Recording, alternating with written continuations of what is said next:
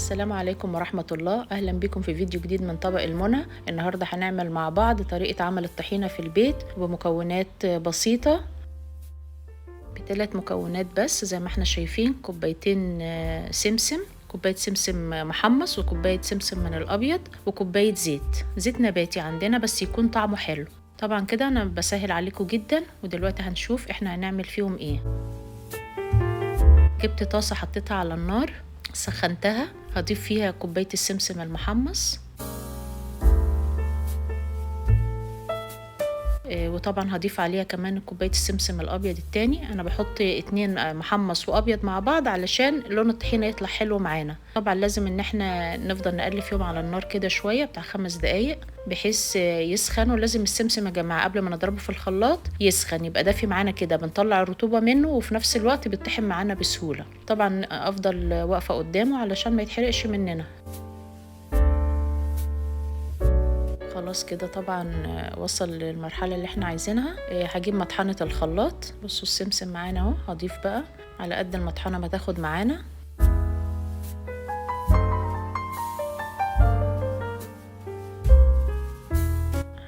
طبعا هنضربه في الخلاط دلوقتي، نحط الكمية اللي احنا عايزينها بحيث ايه الخلاط يلف معانا. هضرب بقى السمسم دلوقتي، هيتطحن معانا بسهولة لان احنا سخناه طبعا شوية على النار. شفتوا بقى لما ضربناه في الخلاط طلع معانا ناعم وجميل جدا. احط بقى الكمية الباقية.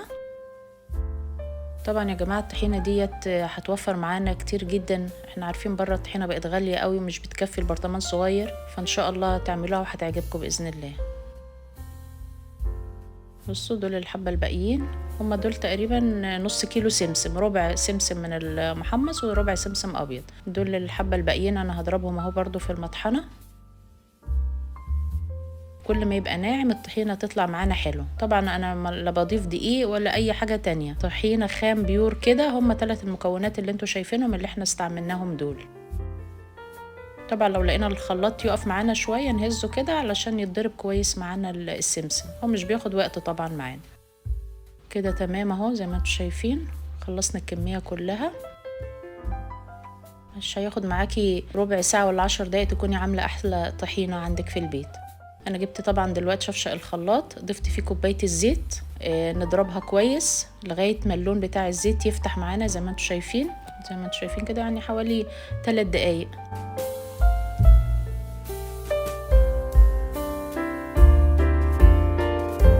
نضربها كويس في الخلاط وبعد كده هنضيف عليها السمسم طبعا اللي احنا طحنينه. كده خلاص حلو قوي، اخد معانا اللون كده اتحول للون الابيض. دلوقتي بضيف السمسم اللي احنا طحناهم مع بعض.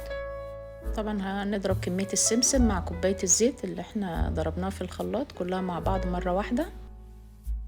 طبعا اعملي الكمية اللي انت حباها. دول اللي هيطلعوا لنا كوبايتين السمسم كوباية الزيت هيطلعوا حوالي كيلو طحينة. هضربهم بقى دلوقتي في الخلاط، بس الاول احط عليهم ايه رشة ملح كده، حوالي ربع معلقة ملح صغيرة. نضربهم بقى ايه في الخلاط خلطة، نخلطهم كده مع بعض خلطة كويسة عشان كله يتجانس مع بعضه. برضو نضرب فيه كده، نضرب شوية ونريح الخلاط شوية حوالي برضو 3 دقايق. بصوا بقى جمال الطحينة واللون بتاعها حلو قوي ازاي. كده طبعا انا ضربتها كويس في الخلاط زي ما انتم شايفين علشان تطلع معانا الطحينة ناعمة والمكونات كلها تتجانس مع بعض. يعني بتاخد كده تقريبا 3 دقايق. كده خلاص خلصناها. هوريكم دلوقتي القوام بتاعها. بصوا ما شاء الله، يعني طلعت حاجة كده جميلة جدا وحاجة نظيفة في البيت وعملناها بسهولة، ما خدتش معانا وقت، ما تكلفتش كتير. ده تقريبا حوالي نص كيلو سمسم زي ما انا قلت لكم. طبعا برطمان يكون معقم وناشف ما فيهوش نقطة مية، هنضيف فيه الطحينة. لو وزناها هنلاقي حوالي كيلو طحينة تقريبا.